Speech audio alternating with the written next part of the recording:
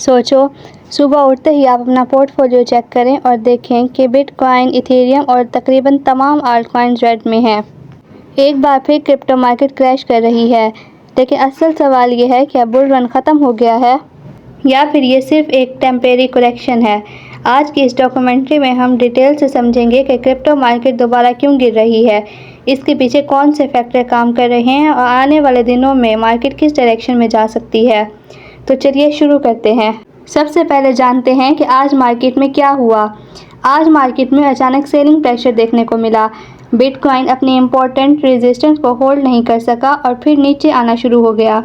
Bitcoin के गिरते ही Ethereum, Solana, XPR और दूसरे आल्टकॉइन भी तेज़ी से रेड जोन में चले गए। कुछ ही घंटों में मार्केट से बिलियंस ऑफ डॉलर्स की वैल्यू वाइप आउट हो गई और बहुत से लेविश ट्रेडर्स लिक्विडेट हो गए। लेकिन ये सिर्फ शोहरत है। अब देखते हैं इस क्रैश की असल वजह क्या है। इस क्रैश की असल और सबसे बड़ी वजह है FOMC मीटिंग। इस वक्त सबकी नज़रें अमेरिका की इस मीटिंग पर हैं।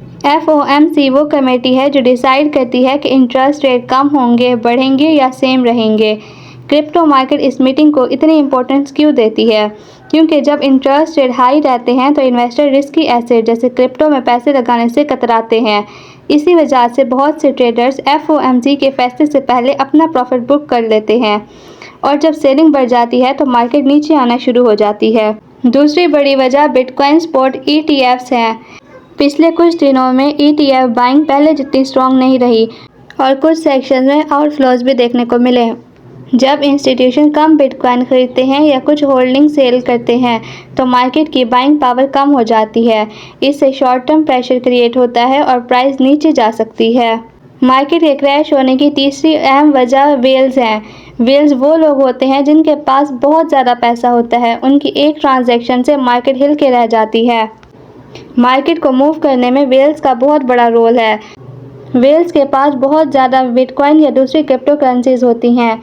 जब मार्केट काफ़ी ऊपर चली जाती है तो ये लोग प्रॉफिट बुक करना शुरू कर देते हैं। इनकी सेलिंग देखकर छोटे इन्वेस्टर्स भी घबरा जाते हैं और पैनिक सेलिंग शुरू कर देते हैं। इसी वजह से मार्केट और ज़्यादा गिरने लग जाती है। इस सब में लोग एक क्वेश्चन बहुत ज़्यादा करते हैं और वो ये है कि आल्टकॉइन ज़्यादा क्यों गिरते हैं। अक्सर लोग पूछते हैं कि बिटकॉइन अगर 3 या 4% गिरता है तो आल्टकॉइन 10 या 15% गिर जाते हैं। इसकी वजह सिंपल है, आल्टकॉइन्स बिटकॉइन के मुकाबले में ज़्यादा रिस्की होते हैं। जब मार्केट में फेयर आता है तो इन्वेस्टर सबसे पहले आल्टकॉइन सेल करते हैं। इसीलिए सोलाना, एक्सपीआर और दूसरे कॉइन्स में ज़्यादा वॉलेटिलिटी देखने को मिलती है। इस सारी सिचुएशन को देखते हुए लोग एक और सवाल बहुत ज़्यादा करते हैं और वो ये है कि क्या बुल रन ख़त्म हो गया है।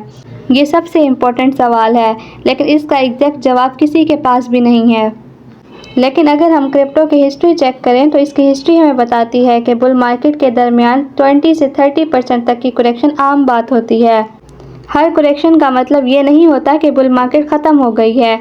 इसीलिए पैनिक करने के बजाय मार्केट के अगले मूव को देखना बहुत ज़्यादा ज़रूरी है।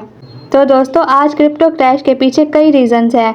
FOMC मीटिंग का प्रेशर, ETF बाइंग का स्लो होना, वेल्स की प्रॉफिट बुकिंग और मार्केट में फेयर। अब सबकी नज़रें फेडरल रिजर्व के अगले अनाउंसमेंट पर होंगी। अगर मार्केट को पॉजिटिव सिग्नल्स मिलते हैं तो रिकवरी भी देखने को मिल सकती है, लेकिन अगर अनसर्टेनिटी बढ़ती है तो वॉलेटिलिटी कुछ दिन और रह सकती है। आपके ख्याल में ये सिर्फ करेक्शन है या फिर एक और बड़ी क्रैश की शुरुआत?